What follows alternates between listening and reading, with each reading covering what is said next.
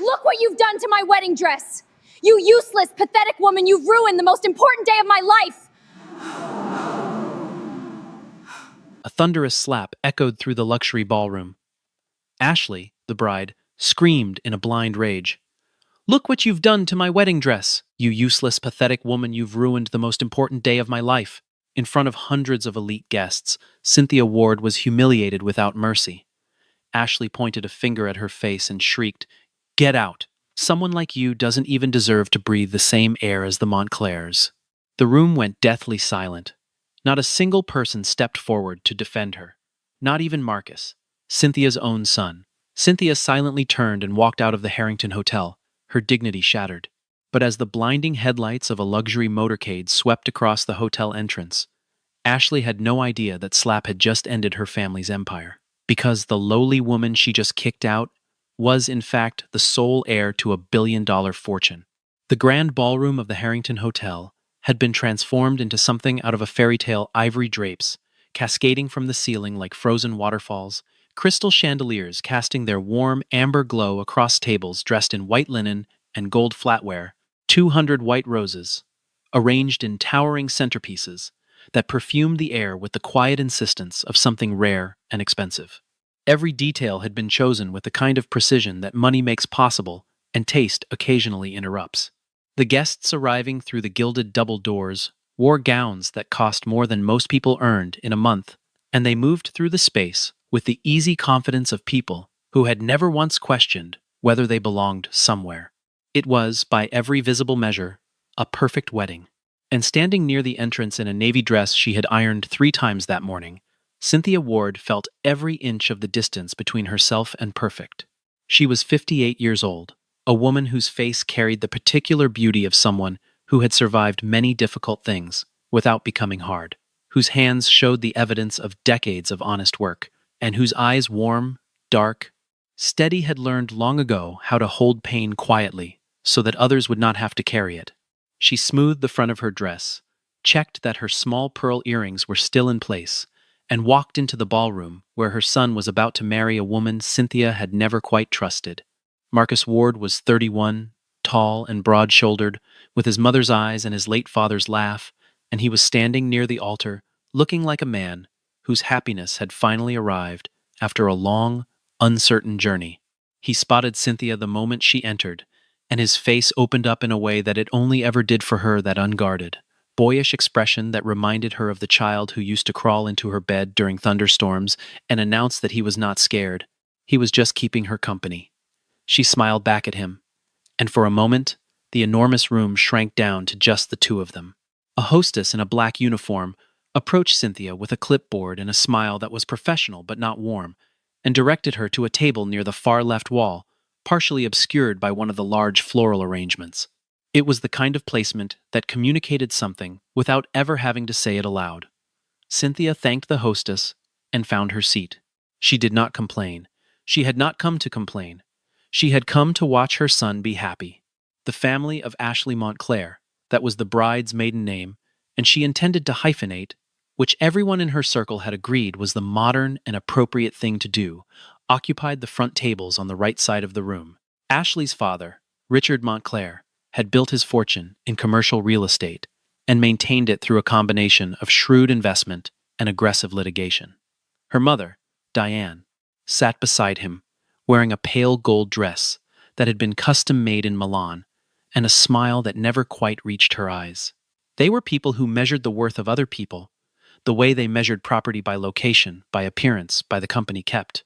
Marcus had never fit neatly into their calculations, but he loved their daughter, and their daughter claimed to love him, and that had been enough to secure a cautious, conditional welcome. Cynthia, however, had never been welcomed at all. She had been tolerated. There was a difference, and Cynthia had understood it from the first time she met the Montclairs at a dinner that Ashley had arranged with all the enthusiasm of someone scheduling a dental appointment. At that table near the back wall, Cynthia sat quietly and watched the room fill. 2 women at the adjacent table glanced at her dress and then at each other, with the micro-expression of shared amusement that people sometimes forget is visible. A man in a gray suit walked past her chair without acknowledgement, though she had smiled at him. These were small injuries, the kind she had spent a lifetime learning to absorb without reaction, and she absorbed them now. She took a glass of water from a passing tray. She watched the flowers on the centerpiece, nearest her white lilies, with their heavy, sweet scent, and thought about how her late husband, Thomas, had always brought her lilies on their anniversary, because he said roses were for people who hadn't thought hard enough about who they were buying for. She thought about Thomas often at moments like this. He had been gone for 21 years, and she still had conversations with him inside her head, still heard his voice when she needed steadying. She was thinking about him now. She was thinking, Thomas, our boy grew up. Look at him. He grew up just fine. Ashley had spotted Cynthia the moment she entered the ballroom.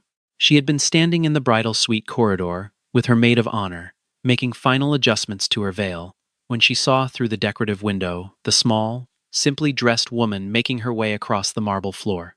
Something tightened in Ashley's chest, not guilt, because guilt requires a belief that one has done something wrong, and Ashley did not believe she had done anything wrong.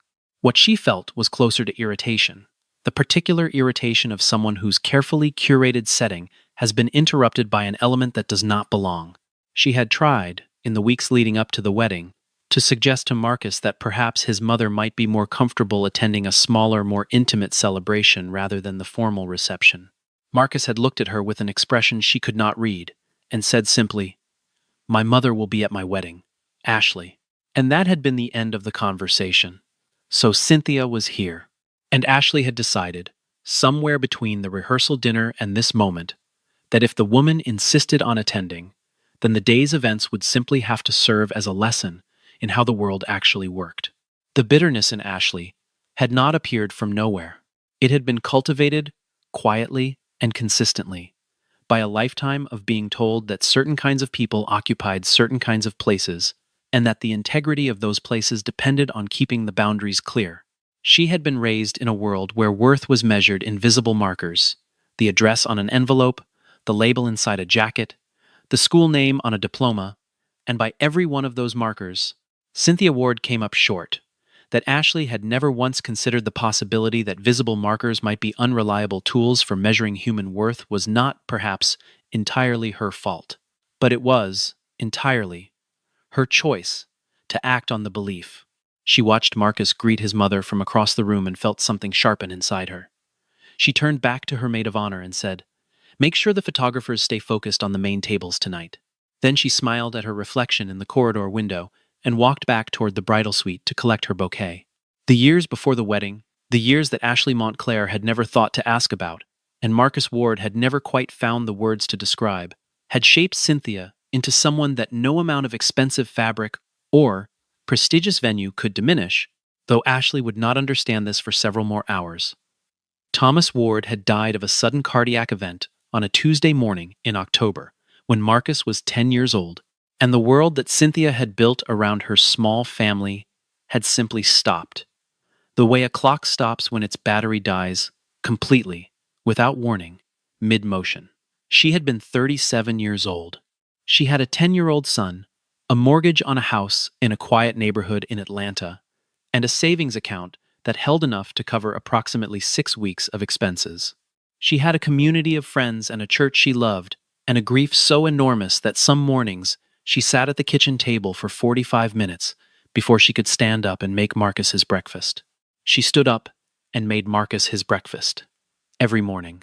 She took on a second job at a dry cleaning business on top of her work as a hospital administrative assistant, and then a third job doing bookkeeping for a small restaurant on weekends, and she arranged her schedules so that Marcus always came home to someone. She turned down a marriage proposal from a kind man named Gerald when Marcus was 14, not because she did not appreciate Gerald's kindness, she did, genuinely, but because she looked at her son and understood that what he needed most in those years was the full, undivided certainty of her presence, and she was not willing to divide it. Gerald understood. He married someone else 2 years later and sent Cynthia a Christmas card every year without fail, which she kept in a drawer in her bedroom. She had found ways to be grateful for every version of things, even the hard versions. She had also, for 22 years, kept a secret. It was not a dramatic secret in its nature. No crime, no scandal, no buried shame. It was simply a secret born from a choice she had made when she was 26 years old and believed, with the absolute conviction of someone young enough to trust their own certainty, that she was choosing love over everything, and that everything would turn out fine. She had walked away from her family's business empire without looking back, changed the primary phone number through which they reached her, built a life that was hers in a way that the other life, the large, formal, obligated life she had been born into, had never quite been. She had not told Thomas the full extent of it until 2 years into their marriage, and Thomas had listened carefully and then said, "Cynthia, a person gets to decide what their life looks like. You decided. That's yours." She had loved him for that more than she could say. She had been careful about the phone. Over the years, contact from her family's representatives had come in waves, occasional, persistent, formal, and she had managed each wave with the same quiet firmness. She returned calls. She confirmed she was well. She declined invitations to resume any formal role. She donated to causes she believed in, quietly, through channels that kept her name away from letterheads and press releases. She was not hiding, exactly. She was simply living on her own terms, in her own scale, in her own way. On the morning of Marcus's wedding, sitting in the back of a car service arranged by the hotel, she had received a call from a number she recognized the main line of the firm that managed her family's affairs. She had answered it, kept her voice low, and confirmed that, yes, she understood, and yes, she would be in touch next week. She had ended the call and looked out the window at the city moving past and felt the two halves of her life sitting side by side inside her chest, the way they always did when this particular world intruded on that particular world. She tucked the phone into her small handbag and thought about Marcus and about Thomas and about how strange and large a life could become when you were not paying attention to its scale. Ashley had noticed the call. She had been walking past Cynthia's seat near the back of the pre-ceremony area when she caught a fragment of it. The careful, authoritative tone, the words "I'll be in touch next week," the way the older woman's posture changed almost imperceptibly when she spoke, straightening slightly, becoming very still. It was a small observation, and Ashley filed it away with the vague curiosity of someone who expects eventually to find that it means nothing. The ceremony itself was beautiful, in the way that expensive things arranged by people with good taste are often beautiful, technically flawless, emotionally curated, photographed from every angle. Marcus cried a little when he saw Ashley come down the aisle, and Ashley smiled at him with the warm, open expression that she kept ready for important audiences. The officiant delivered vows that had been written by a professional and then personalized by the couple, and the 200 guests watched with the collective satisfaction of people who have come a long distance to witness something memorable. Cynthia, from her seat near the back, watched her son's face during the exchange of vows and felt something move through her that was beyond happiness, something quieter and more permanent, the feeling of having done the essential thing correctly. She had raised this boy, she had kept him whole. He was standing here, and he was whole, and whatever came next, that would always be true. The reception began with the practiced efficiency of a well-staffed event. Cocktail hour in the adjacent room, then the formal dinner in the ballroom proper, then the speeches, then the dancing. Cynthia moved through the cocktail hour close to the walls, accepting a glass of sparkling water, watching the room with the calm observation of someone who has learned that watching is often more useful than participating. She was approached by no one from the Montclair side of the guest list. The few people who spoke to her were old acquaintances from her and Marcus's community. A woman who had been Marcus's elementary school teacher, a couple who had lived down the street when he was small, a pastor who had known Thomas. With these people she was warm and easy and laughed in a way that her face was clearly designed for. When the guests moved into the ballroom for dinner, the seating arrangements became more pointed. Cynthia's table was positioned along the far left wall, behind the third column from the entrance, with a clear view of exactly nothing important. The other guests at her table were peripheral. A colleague of Marcus's from a previous job who knew no one else. An elderly great-uncle of Ashley's, who had arrived with a hearing aid that was not working correctly, and spent the meal nodding pleasantly at things no one had said.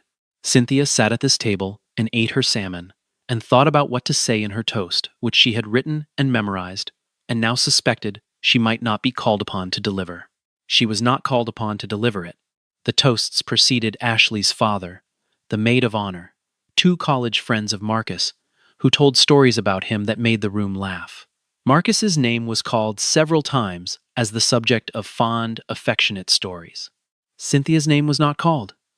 She watched Marcus laugh at the stories about himself and felt, briefly, a pang of something she quickly identified and set aside. She did not need to give a toast.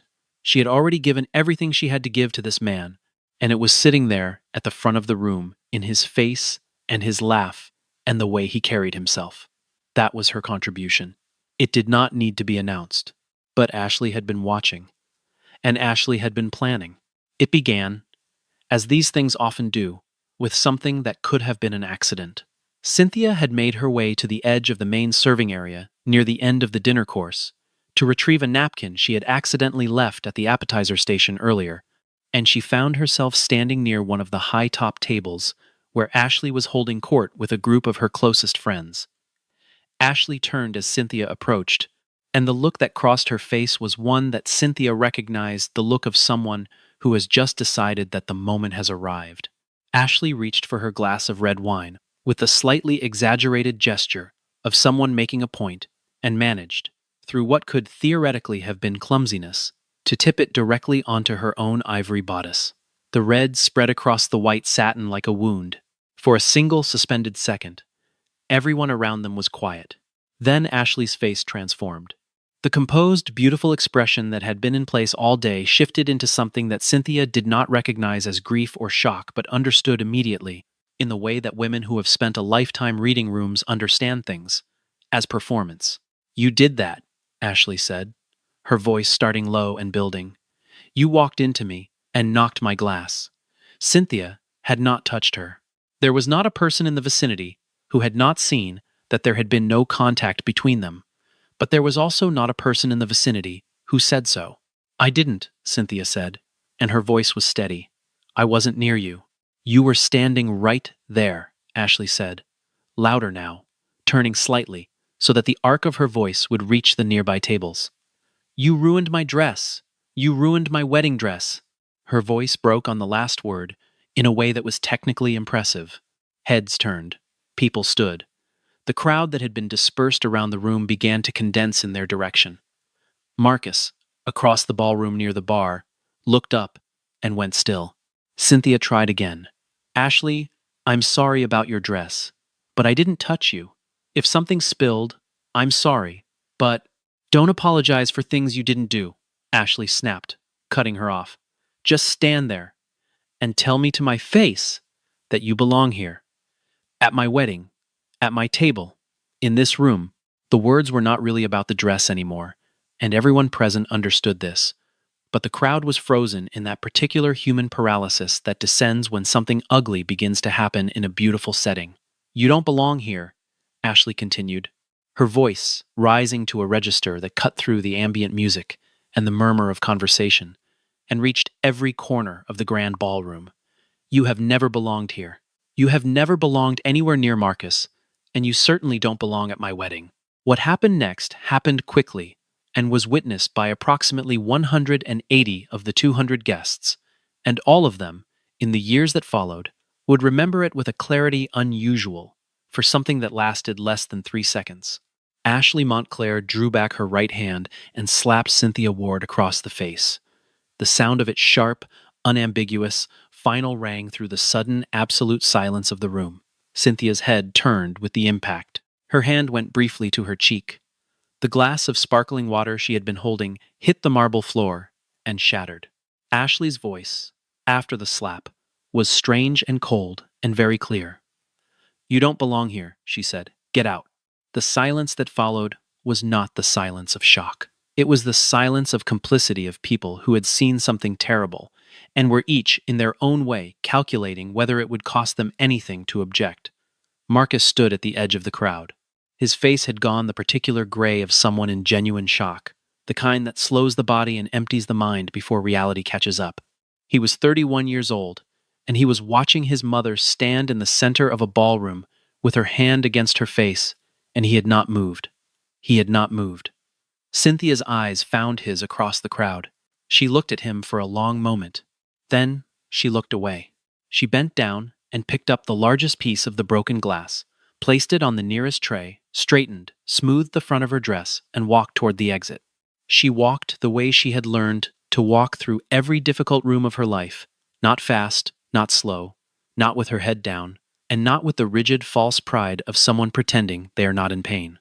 She walked like someone who knows exactly who she is and does not require the room's agreement. The crowd parted for her, without anyone appearing to decide to part. She walked through the gap and through the gilded double doors and across the marble lobby of the Harrington Hotel and through the revolving entrance and out into the night air, and then she stood on the sidewalk outside and let out a single, slow breath and allowed herself to feel the sting in her cheek. And then she looked up at the dark sky above the city and thought, with the clarity that pain sometimes brings, about Thomas. She thought, I need to go home. She was reaching into her handbag for her phone when the first set of headlights came around the corner. The cars arrived in a formation that was, in its own way, as theatrical as anything that had happened inside the ballroom. 3 black Rolls-Royce Phantoms, long, silent, gleaming with the particular luster of vehicles that are maintained by people whose job is maintenance, turned off the main avenue and entered the hotel's circular drive with a smoothness that suggested practice. They moved the way very expensive things often move, without apparent effort, with the quiet confidence of objects that have never had a reason to hurry. They came to rest in sequence before the entrance, and the effect of their arrival against the backdrop of the valet station and the ornamental hedges and the lingering guests who had stepped outside for air was immediate and undeniable. Doors opened. From the lead vehicle emerged 4 men who wore the particular expression of people whose professional function is to make other people feel safe. They were not large in a threatening way. They were large in the way of former military personnel who have been trained for specific situations and have the stillness of people who know what they are doing. They fanned out with practiced efficiency, one toward the drive's entrance, one near the lobby doors, 2 flanking the space where Cynthia stood. She had not moved. She was still holding her phone. She looked at the cars, and then at the men, with the expression of someone who has expected to leave a party early and has encountered a slight complication. From the second vehicle, a man emerged who was not a security officer. He was in his 60s, with gray at his temples, and the upright posture of someone who had spent 40 years being the most important person in every room he entered. And he was wearing a charcoal suit that had been made for his specific body, by someone whose craft was obvious even at a distance. He walked to where Cynthia stood with a speed that was not quite urgency but was close, and when he reached her, he stopped. He looked at her, and then he did something that the hotel staff watching from the lobby windows and the guests who had drifted out from the ballroom and were now clustering in the lit doorway would talk about for a long time afterward. He bowed his head. Not the minimal, perfunctory nod of a business acquaintance. A genuine bow brief, but unmistakable. The kind of formal acknowledgement that carries weight because it is given by someone who does not give it easily. Madam Cynthia, he said. His voice was quiet, but carried in the still night air. My name is Robert Ashford. I am senior legal counsel for the Ward Family Trust. We have been attempting to reach you through proper channels for some time. I apologize for arriving here tonight, but the Trust's affairs have reached a point that requires your direct attention. He paused. I apologize also for the manner of this arrival. We became aware of the situation inside, and felt it was important that you know, before you left, that you do not leave alone. The people in the doorway of the Harrington Hotel guests, who had drifted out to see what the cars were about, hotel staff in their black uniforms, a photographer who had instinctively raised his camera and would later debate with himself whether to delete the images, all watched in silence. Among them, after a moment, was Ashley Montclair, still in her wine-stained dress, still holding her champagne flute with the unconscious grip of someone who is trying to hold on to something while the world reorganizes itself around them. And beside her, Marcus, his face, in the warm light spilling from the lobby, was doing something complicated, the expression of a man who is trying to hold several very large, very difficult realizations at the same time, and is not yet sure which one to address first. Cynthia looked at Robert Ashford for a moment. Then she said quietly, "How did you know where I was?" The trust has maintained a general awareness of your location for several years, he said, with the careful tone of someone presenting a fact that may not be well received. We have not intruded.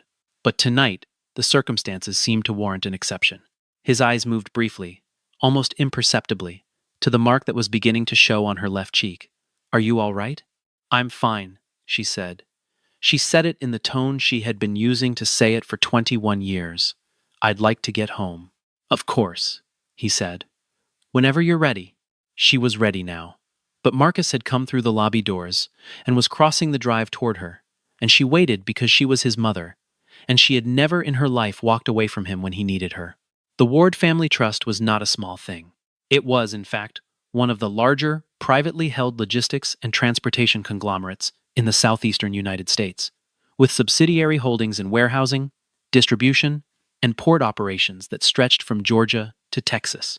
The Ward named her name, the name she had been born with, the name Thomas had taken when they married in a quiet ceremony that her family had not approved of, had been on the side of trucks and on the letterhead of contracts for 3 generations. Her grandfather had started it with a single truck and a stubborn belief that a black man's business could outlast every obstacle placed in its way. Her father had grown it. Her older brother Lawrence had managed it for 22 years and had died without direct heirs 18 months ago, which was what had precipitated the intensified efforts to locate Cynthia and reintegrate her into the succession structure that the trust's governing documents demanded. None of this was known to Marcus. He knew his mother had grown up in Atlanta and had worked hard for everything she had. He knew his grandmother on his mother's side had died before he was born, and his grandfather when he was very small. He knew, in the vague way of adult children who accept the narratives they've been given without examining their foundations, that his mother's family had been comfortable her word, chosen with care, and that she had chosen to make her own way. He had never pressed. Children, even adult children, often do not press on the parts of their parents' stories that are presented with quiet finality. He pressed now. He stood before his mother on the circular drive of the Harrington Hotel, with the sound of his wedding reception audible through the hotel walls. Someone had started the music again inside, some attempt to resume normalcy. And he said, "Mom, who are these people?" Cynthia looked at him. She had the expression she sometimes got when she was about to say something she had been postponing for a long time. "These are the people who manage the business," she said. "My family's business. My grandfather started it. Your great-grandfather. I left when I was young. I've been separate from it for a long time, but it's still mine." She paused. "I always planned to tell you. I was waiting for the right time." Marcus was quiet for a long moment. Behind him, at the hotel entrance, Ashley and her parents and several of their guests had gathered. The night air was very still. How big is it?" he said finally. She told him. Not the exact figure, because she was not certain of the exact current figure, but the range, the kind of range that changes the scale of everything around it, that alters retroactively the meaning of every dinner table at which his mother had ever sat, every dress she had ever worn, every position near a back wall to which she had ever been directed. He listened. He did not say anything for a while. Then he said, "You were sitting at that table in the back." "Yes," she said. "All night." "Yes." He put his hand over his mouth and was quiet for another moment.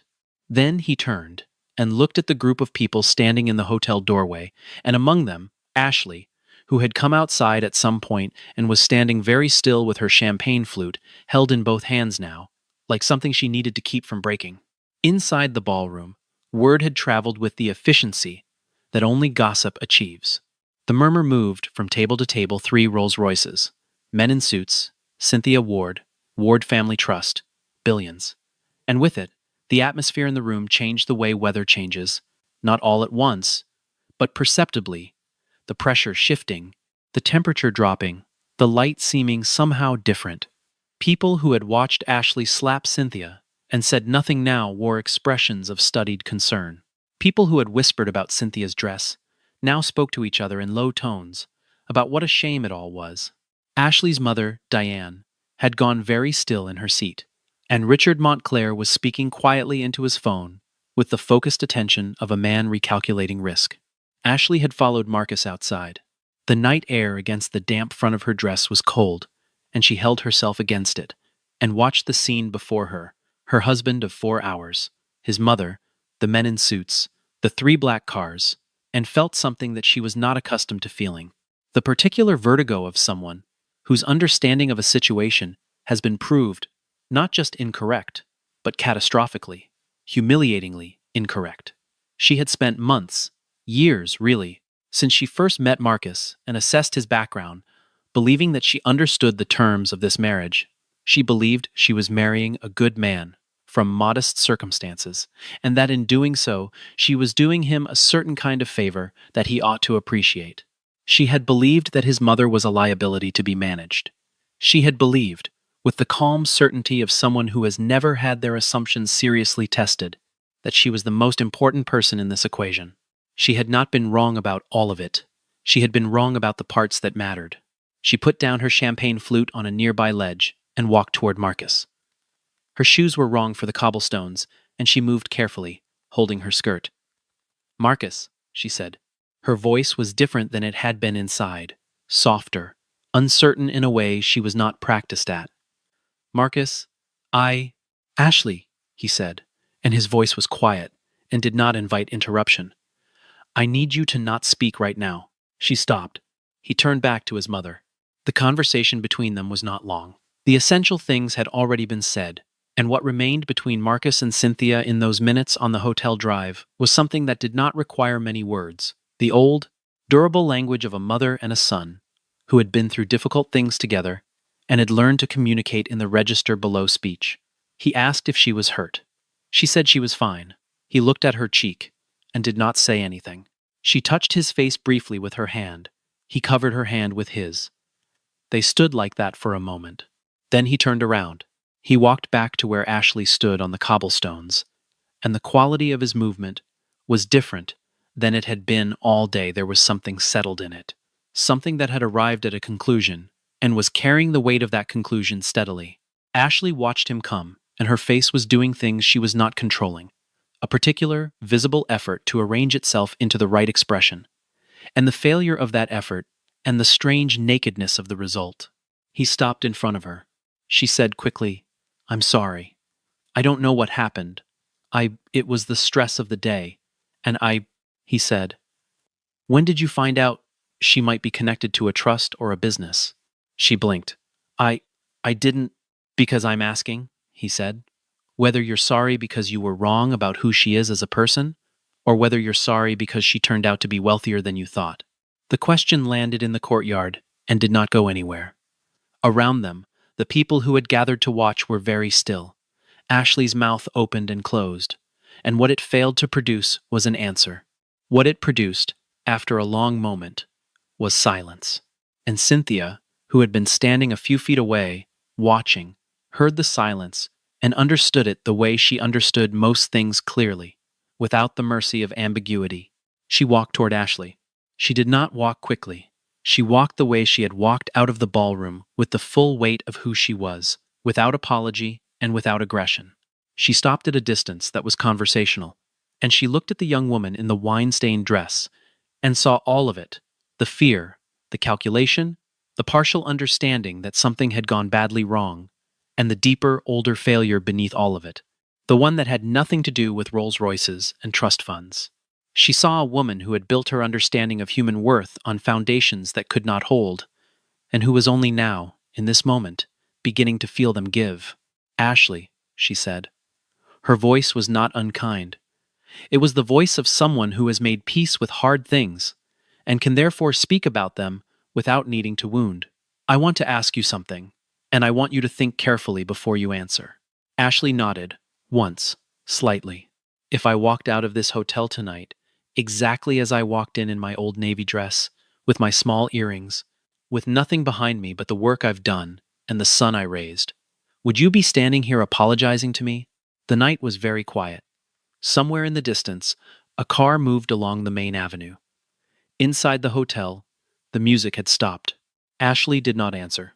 She did not answer because she was, in this moment, the only honest version of herself she had perhaps ever been, and the honest version of Ashley Montclair did not know how to answer that question in a way that was both truthful and not damning. She was not a person without intelligence. She understood exactly what the question was asking and exactly what her silence was saying. She looked at Cynthia, and for the first time felt, in the full and accurate sense of the word, ashamed. Cynthia nodded. "That's what I thought," she said, not cruelly. "Thank you for being honest." She turned to Marcus. He was watching her with an expression that she recognized from his childhood.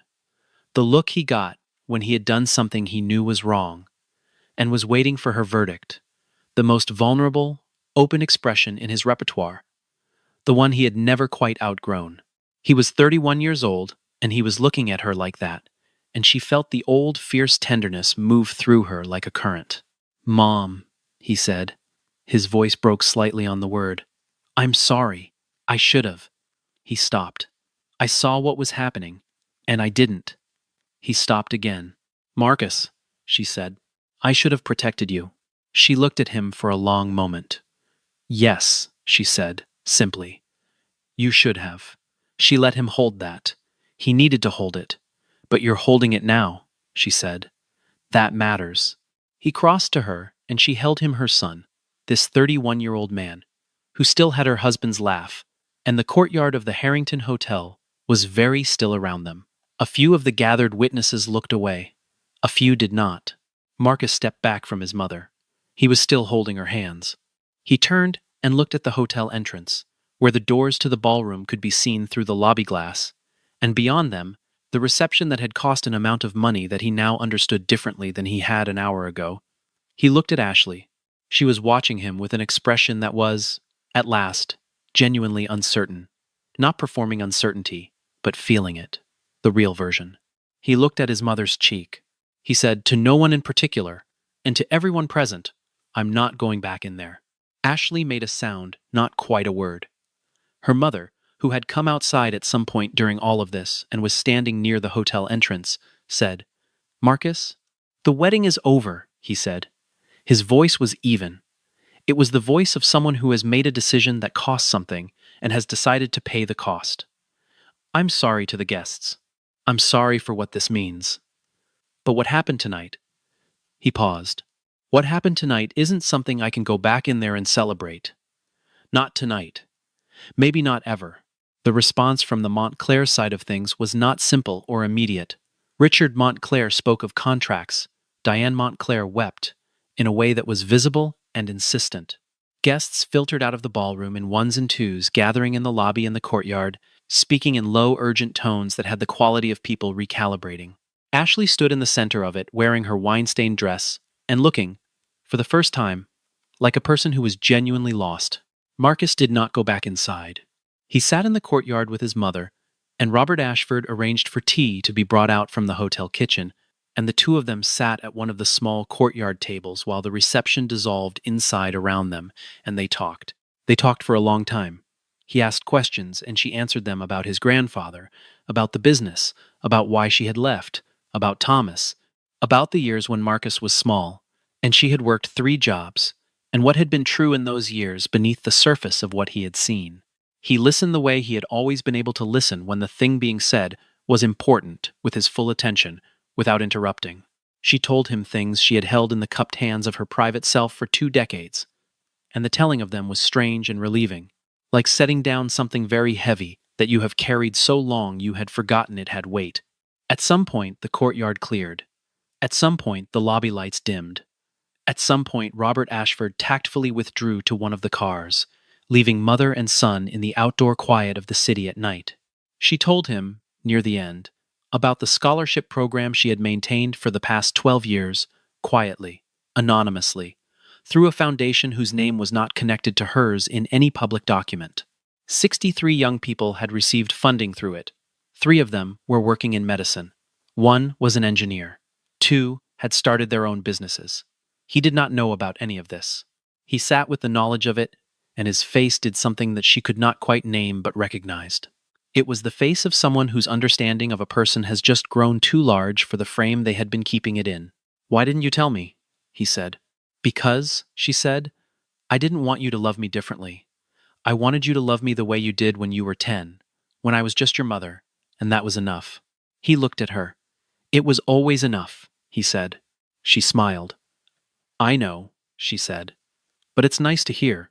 The months that followed the night at the Harrington Hotel moved with the particular quality of time after a rupture both slower and faster than ordinary time, full of reckonings that rearranged themselves gradually into a new arrangement of things.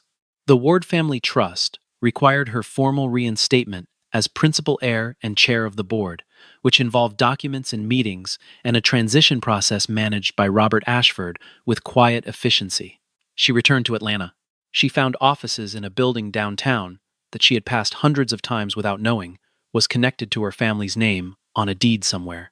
She sat in a boardroom and met people who had been managing portions of her inheritance for decades and who looked at her with a complex mixture of relief and careful assessment. She was not, as some of them had perhaps expected, overwhelmed. She was 58 years old.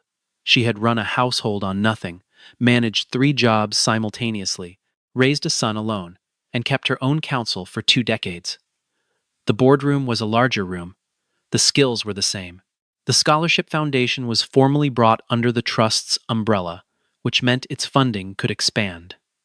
She oversaw the expansion personally. She added programs in nursing and trades and early childhood education fields where the need was clear and the available funding chronically insufficient. She established a community endowment in the neighborhood where she and Thomas had bought their house, the one with the mortgage she had paid off by herself in 14 years. She did not make announcements about these things. She did not hold press conferences. The work happened, and the people it was intended to help received it, and that was, in her estimation, sufficient.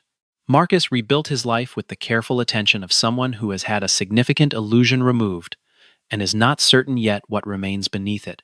The weeks after the wedding were hard, in the way that honest things are hard, not dramatic, not catastrophic, but requiring a persistent daily effort to keep moving forward. He went to work. He called his mother. He began, for the first time in a long time, to examine some of the assumptions he had been living with about Ashley, about what he had needed from that relationship, about what he had been willing to overlook in the service of a version of his future he had decided he wanted. It was not comfortable work. He did it anyway. He and his mother talked more in those months than they had in the previous 5 years combined. She told him, in pieces, the rest of the story about Thomas, about the choice she had made when she was young, about Gerald and the Christmas cards, about the mornings at the kitchen table, when standing up had felt like an act of will too large for the available willpower, and how she had done it anyway. He listened. He told her things too, about the fears he had carried quietly, about the ways he had let himself be managed by other people's assessments of him, about the specific moment in the ballroom when he had seen what was happening to his mother and had not moved, and what he would carry from that moment, and what he intended to do with what he carried. She told him, "What matters is not that you stood still. What matters is what you do next." She said this to him on a Sunday morning in her kitchen in Atlanta, over coffee, with the October light coming in through the window, the way it had always come in, and it was, he thought, the most useful thing anyone had said to him in years. At an industry gathering in the spring, a regional logistics conference that the Ward Family Trust had sponsored for 17 consecutive years under his grandfather's charter and her father's continuation of it, Cynthia spoke to a room of several hundred people. She did not speak from notes. She stood at the podium in a dress that had been made for her by a woman in Atlanta who had been making clothes for 40 years and whose work was extraordinary, and she looked out at the room and spoke the way she had learned to speak over a lifetime of learning what was true. "I spent many years," she said, "living at a scale that was much smaller than my circumstances required. I did this by choice, and I don't regret it, because the smallness I lived in was rich in the ways that matter, in love, in purpose, in the knowledge of what I was doing and why. But I want to say something to everyone in this room, and I want to say it plainly." She paused. She looked at the room. "The world will tell you, many times, and in many ways, that you can measure the worth of a person by what they visibly possess. It will tell you this with architecture and with seating charts and with the tone of voice that wealthy people sometimes use with people who appear to be less wealthy, and the world will be wrong." Another pause. The truest thing I know about human worth is this: it does not change based on what you can offer. It was the same in the back of the ballroom as it is at this podium. The only thing that changed is whether the people in the room could see it. She stepped back from the podium. The room was quiet for a moment. Then it was not quiet. On a morning in November, 3 months after the industry conference, and 8 months after the night at the Harrington Hotel, 3 black Rolls-Royce Phantoms arrived at the glass and stone headquarters of the Ward Family Trust on Peachtree Street in Atlanta.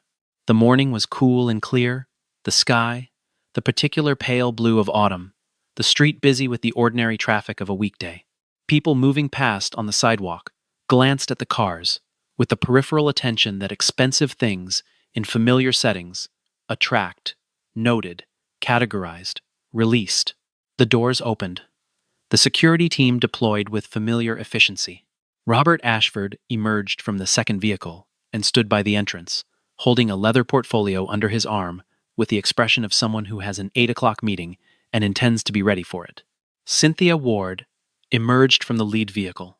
She was wearing a dress the color of deep water, blue-green, structured, precise, and her hair was up and her small pearl earrings were in place, the same ones she had checked twice in the mirror on the morning of her son's wedding. She stood on the sidewalk for a moment in the November morning light and looked up at the building at the name on the facade in restrained steel letters that bore her family's name and by extension her own. She had driven past this building for years without knowing what it meant. She knew now. She walked toward the entrance. The revolving door turned ahead of her. Behind her, the 3 cars remained at the curb, patient and silent, as they always were. She moved across the lobby floor marble, pale gray, with a quality of permanence that buildings built for legacy are designed to convey, and the staff who passed her nodded with the specific acknowledgement of people who understand who is in the room. She was not the woman who had been asked to leave a wedding reception. She was not the woman who had sat near the back wall behind the 3rd column from the entrance. She was not the woman who had absorbed small injuries in silence because the room did not deserve her reaction. She was all of these women, and more than any of them, and she carried them all with her as she moved through the lobby and into the elevator and up to the floor, where the boardroom waited, where the work waited, where the morning waited with everything it contained. The elevator doors opened. She stepped out. She walked down the corridor and through the glass doors at its end and into the light of a November morning in Atlanta where her work was waiting, and she was ready for it. She had always been ready. The room was simply, finally, the right size.